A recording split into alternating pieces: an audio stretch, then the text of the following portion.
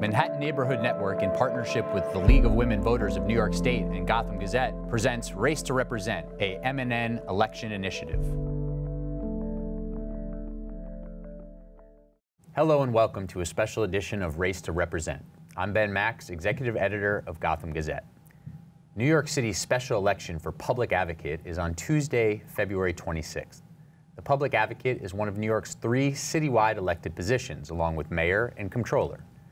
Among other things, the public advocate's role is to be a check on city agencies and investigate complaints about city services.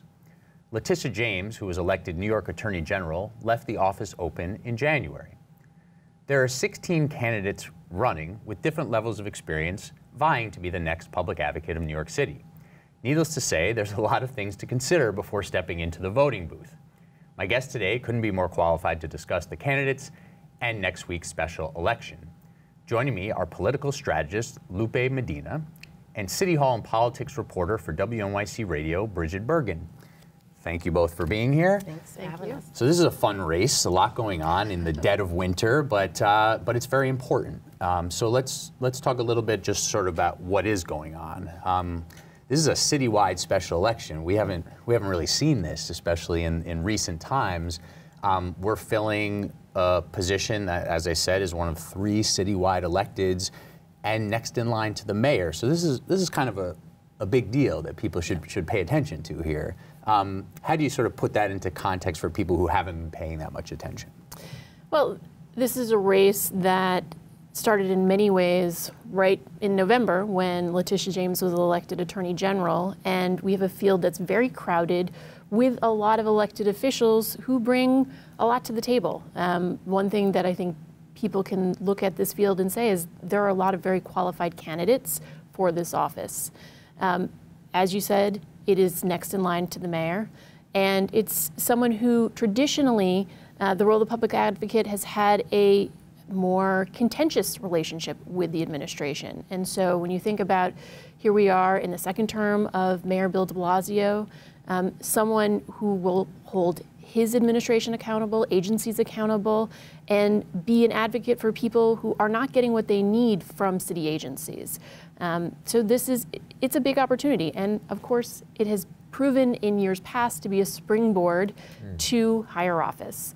Bill de Blasio, former public advocate, Letitia James, current state attorney general. And so, this is an important office to both engage with, understand, and to get up there on Tuesday and vote for.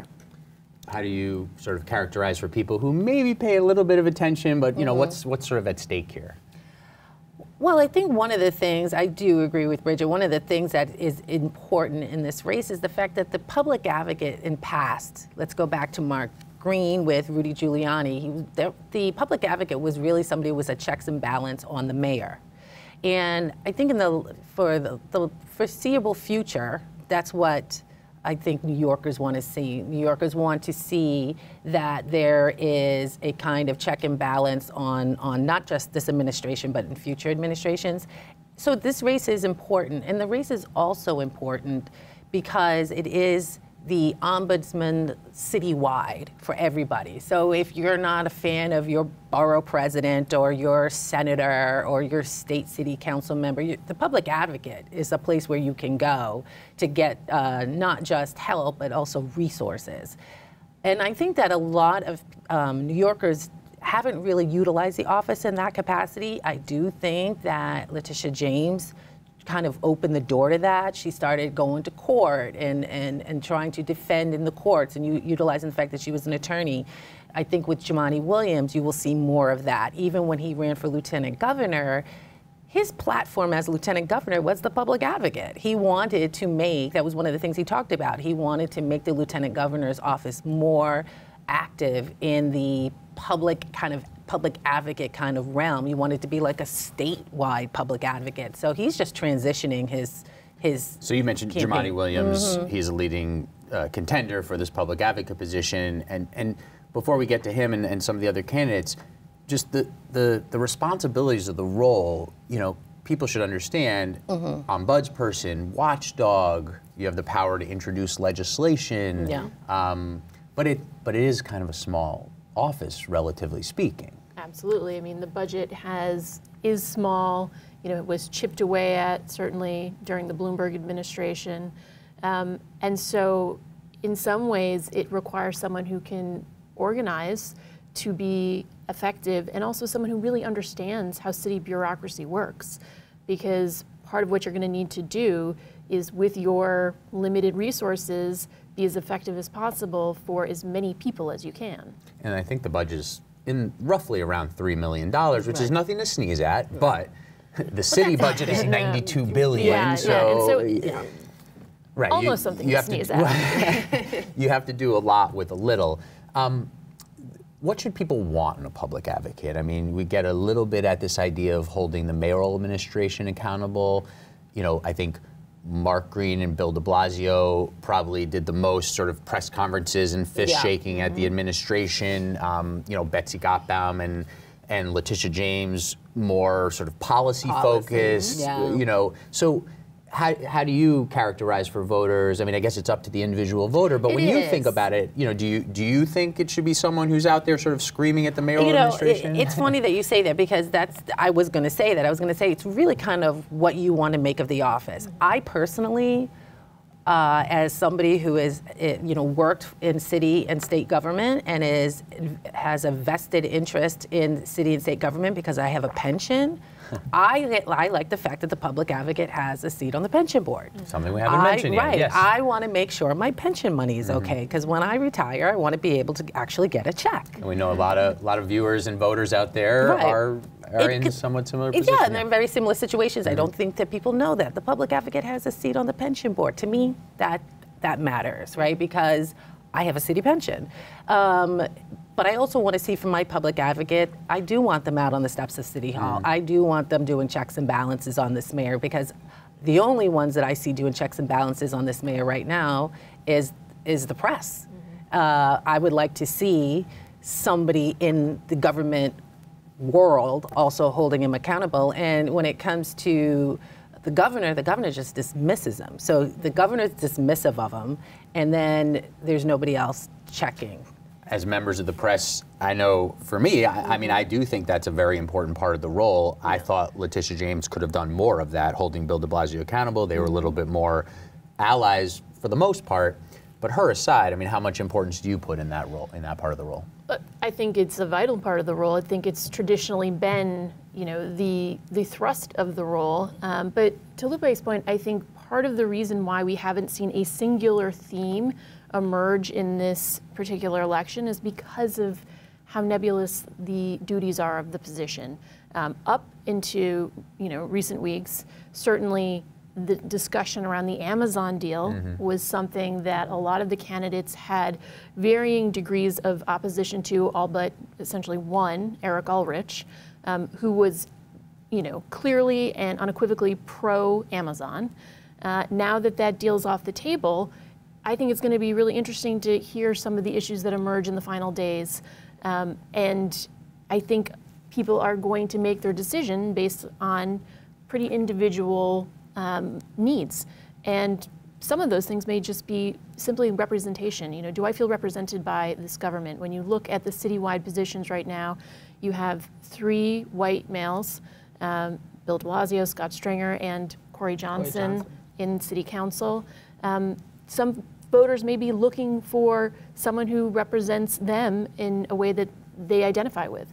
And as we move into talking about some of those candidates and who fit, you know, different descriptions, both ideologically and demographically, you know, I also want to reiterate for folks that introducing legislation is a power of the job. It's something that Letitia James did do quite a bit of, much more than her predecessors, especially Bill de Blasio. And you know, she got a bill through the city council to ban employers from being allowed to ask about salary history, which is seen as a, you know, a gender equity issue, which was a very significant accomplishment for her. So that's an important part of the job that is not necessarily at a debate or a forum always, you know, the top thing that people think about or talk about. But we have seen some interesting policy come up in this race, and you do have a bunch of sitting legislators, state assembly members, city council members, who have that experience. So that's, I think, something, you know, important to think about as we assess candidates and as voters assess candidates.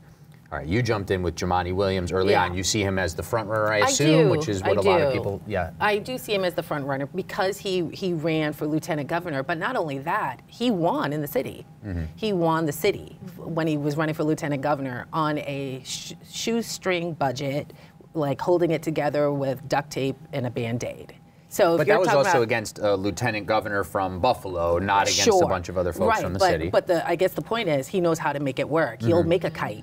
Right, he'll make the kite out of the duct tape. And he's been around the city. And he's been around the city 6 months ago, 10 months ago, whatever it was. He's also, he's black. He's Caribbean American. He admits his disability. He has Tourette's, so he's kind of also checking some boxes there. And when I think people do think of the public advocate, they do think of somebody that is a bit more going to challenge the mayor.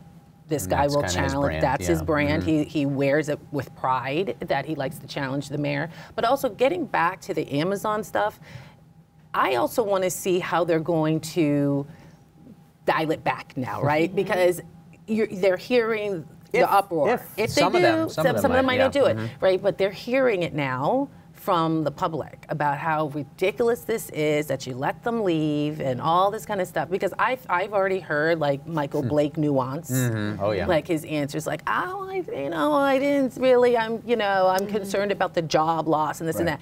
I do agree with you. I've been saying it for a long time. I know Eric Ulrich. When I worked in the city council, he was there, and he's more of a Republican light as far as I'm concerned. He calls himself a moderate. He's a moderate. He's a Bloomberg Republican, which is basically, you don't know what you are a given day, right? And so, you're going to see. I've always said that he's the only Republican in the race. All these Democrats, you guys are going to chop up the Democratic vote, and he's going to slip in with like a low vote of 3,000, and he's going to get in, and that could happen. But also now with the Amazon gone, Amazon leaves. Now, how do these Democrats, as they continue to campaign, how do you reconcile that with the communities? I want to hear your thoughts on a few candidates that maybe stand out to you in different ways, but let me just run down a little bit. So there'll be 17 candidates on the ballot. One, Latrice Walker, assembly member, sort of said she's not running anymore, but she couldn't get her name off the ballot, which is why I said 16 in the intro. And then a couple others haven't really been campaigning that much, but there are 16 who've been running, 17 names on the ballot. I'm not going to go through every single name. I actually sat down with, I believe, 14 of them right here for interviews, so folks can catch those as well. But you mentioned Jumaane Williams, you mentioned Michael Blake, an assembly member, a couple other folks that stand out to you as you think about which candidates voters are thinking about. So obviously Eric Ulrich, he is the only Republican elected official on the ballot.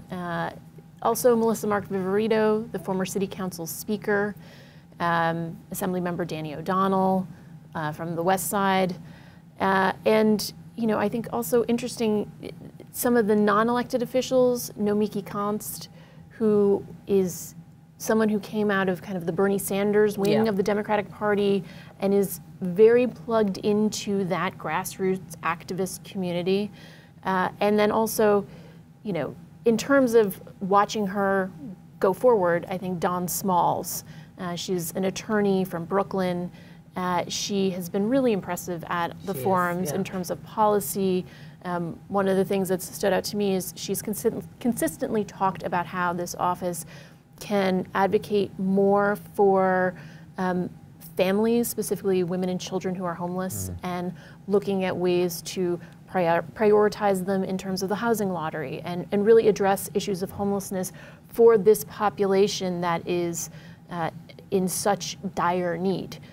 So those are some of the candidates that I think will be interesting to watch. To Lupe's point, though, first of all, they're really, in all the conversations I've had with election watchers and historians, I mean, they say this is the first citywide special election. So there's no model to go back and look at in terms of turnout and sort of how to watch what's going to play out. Numbers of estimated voters turning out range from, I think Gotham Gazette reported 200 to 700,000. So just a cool 500,000, spread there. And when you think about how many votes a candidate needs to get to actually win this race, you know, there were special elections in city council districts or in state legislative districts that have come down to hundreds of votes. Yeah. You know, I think this is going to be a very wild election night to watch, to see, you know, how narrow some of the margins are, because given how many elected officials are on the ballot, that means you've got a bunch of candidates with bases, Yes. with constituencies.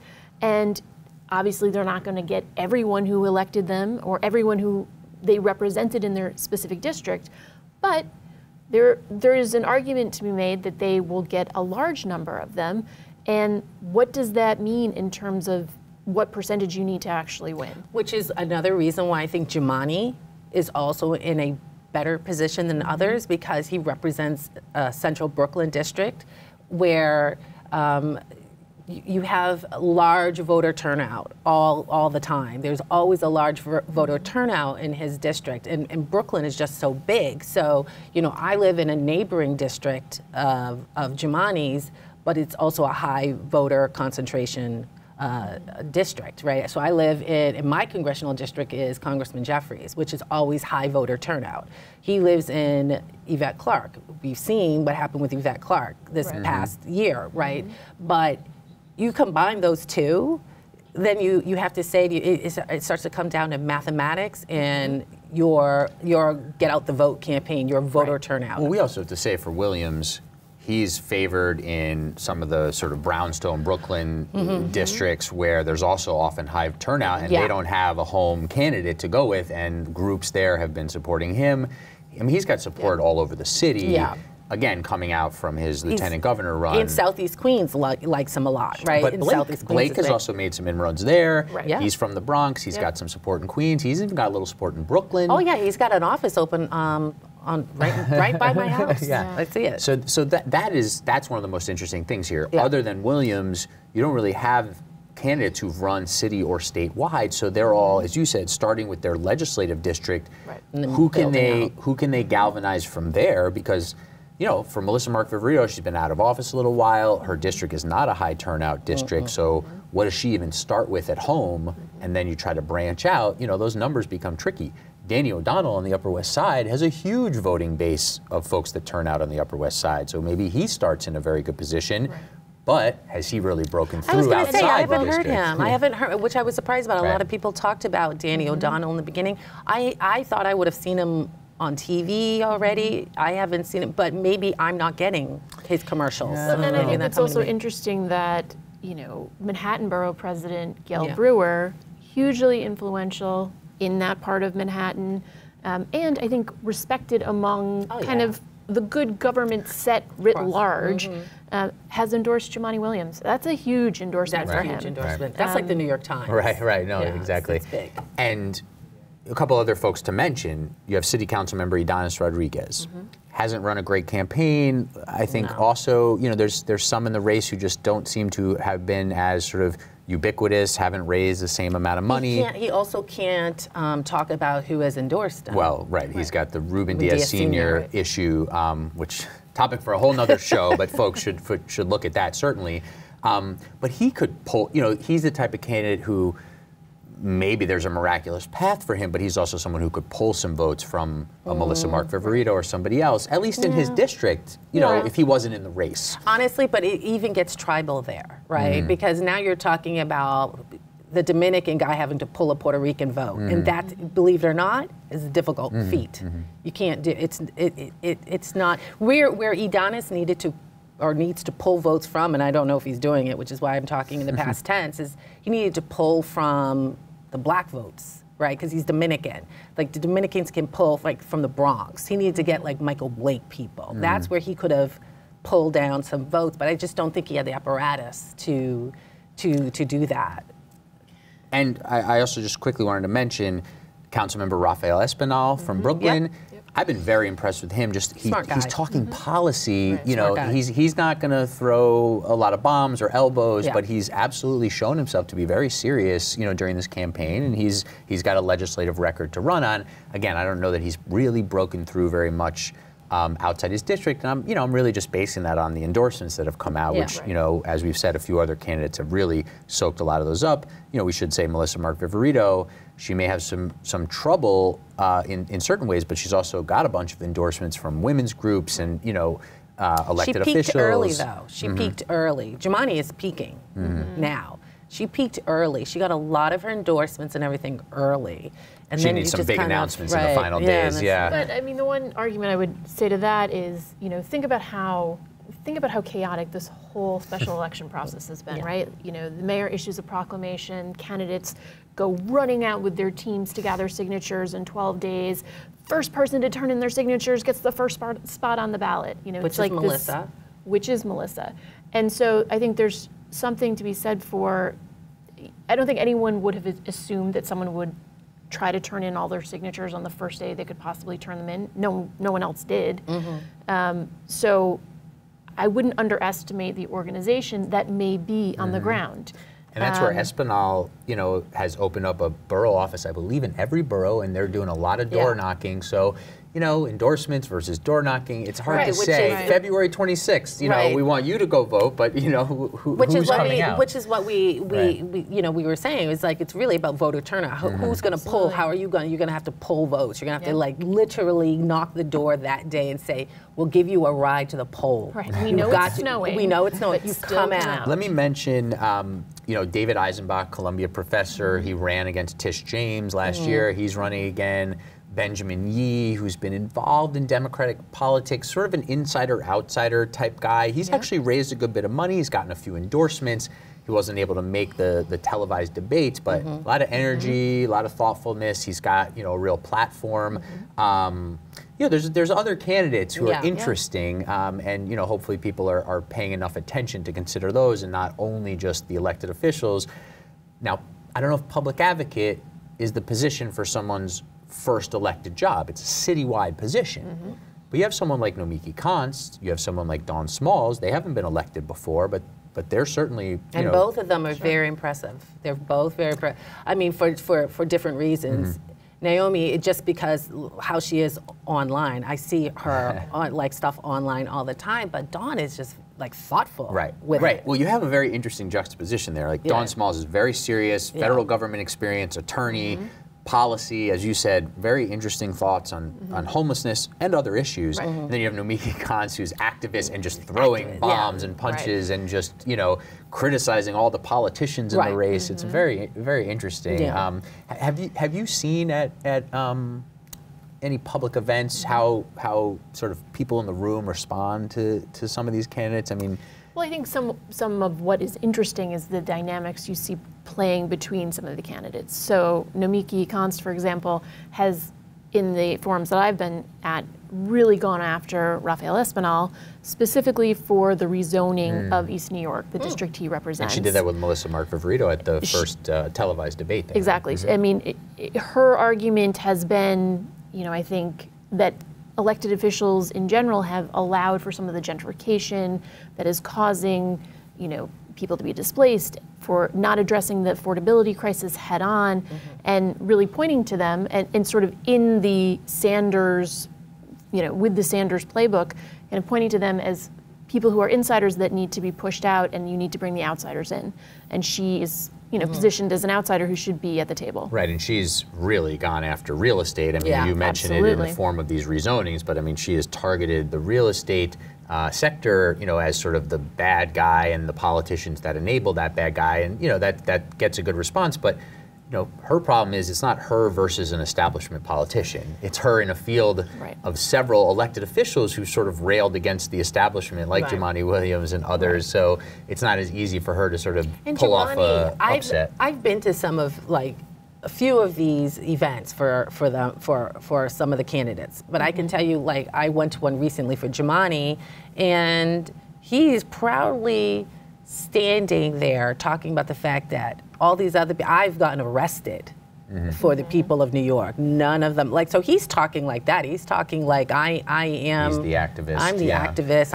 I'm the real deal, and I was doing it before I was running for an office. Right. Udana says some similar things, but I don't think he's getting the the response that Jumaane gets. Yeah. And similar, what comes with that, not only can he say that, but he has the benefit of all the time that he spent over the years actually doing it. Yeah. So when you talk about, building your base and, building credibility in that, in that crowd, he was sitting in those rooms organizing, protesting long before, people were out there talking about it now. And he was also a Bernie guy. He was, right. He came in a little late for Senator Sanders there in that primary, but he was. Some of the issues that have been most present in this race, we mentioned Amazon, of course, NYCHA, the MTA. This, I guess, goes back, we've just got about 3 or 4 more minutes, but this goes back to the role. And one thing I've asked the candidates a lot is, okay, the MTA, what is the public advocate, what can the public advocate do about the MTA? Is that something voters should just sort of dismiss as their talk on the campaign trail, or is there something they can... I've heard talk about the MTA. But is it something voters should say, well, they're just, they're trying to get votes, so they're saying, yeah, I'll hold the MTA accountable, or can the public advocate actually do that? Does the public advocate have a seat? No, but a couple of the candidates have said that's something they want to pursue, which is a good talking point, I guess, on the campaign trail. I mean, I think part of what the candidates have talked about is organizing, and you look at someone like Melissa Mark Viverito, whose party label, since everyone had to create their own party label, is Fix the MTA. She sometimes will compare the work she did on pushing for the closure of Rikers Island, putting out this big idea that seemed like a near impossibility, and organizing and pushing to take it from the fringe and make it something that was mainstream and now in process. So I think it's not unreasonable to think the candidates can take on issues that are not under their direct control, because there's not a whole lot that is. That is, yeah. Let me mention just a few of the other names, since we've almost mentioned everybody, but Tony Herbert has been an activist and community organizer, consultant. He's had a big focus on NYCHA in his campaign. Again, hasn't raised a lot of money, hasn't necessarily been out there quite that much, but is in the race. Jared Rich is an attorney from Brooklyn, wants to be the people's lawyer. Again, doesn't have a background in government, but seems like a guy who cares about the New York City. And Manny Alejandro is the other Republican in the race, not an elected official, who says of Eric Ulrich, he's really a Democrat. I'm the real Republican. I'm the Trump supporter. And then lastly, Halal Sheikh, who I don't think has been campaigning that much, but I see some of his stuff pop up on Facebook. Final minute. Let's just give a couple closing thoughts. I'll say one thing that's on my mind is sort of those last few days. Are there any big splashes that come in that grab a bunch of media attention? And one thing I keep thinking about, I don't have any reporting on this, but does Barack Obama issue an endorsement for Michael Blake, who worked on his campaigns and worked in the White House, that sort of grabs a lot of people's attention the final days? He would just have to put it in a tweet or on a piece of paper, right? Something like that, But final thoughts, last things you're looking for as go ahead, and we'll finish with you, Brigid. I think one of the things I'm looking for in the last few days is, let's see the kind of campaign, get out the vote campaign styles that they're going to use. Some of them have done it since, for many election cycles. They know how to do it, and then others are brand new to it. I want to see who I'm going to see by my subway station, who I'm going to see when I come home, whose lit is on my door. Like, I want to see what they're going to be doing. And then, just in terms of things to watch from our standpoint, from a press standpoint, always, how does this election run? Can the Board of Elections, after so many, we know you'll be on top of that, right? Yeah, oh dear. You gotta hold them accountable. Right. No, absolutely. Actually, I would say the last word needs to be vote. Get out and vote. Exactly. I was just going to say that. Thank you both very much. And thank you for watching this special edition of Race to Represent on Manhattan Neighborhood Network. Please remember to vote on February 26th. For more information on voting, locating your poll site, and all the candidates, visit our website at gothamgazette.com or MNN at racetorepresent.com. Goodbye.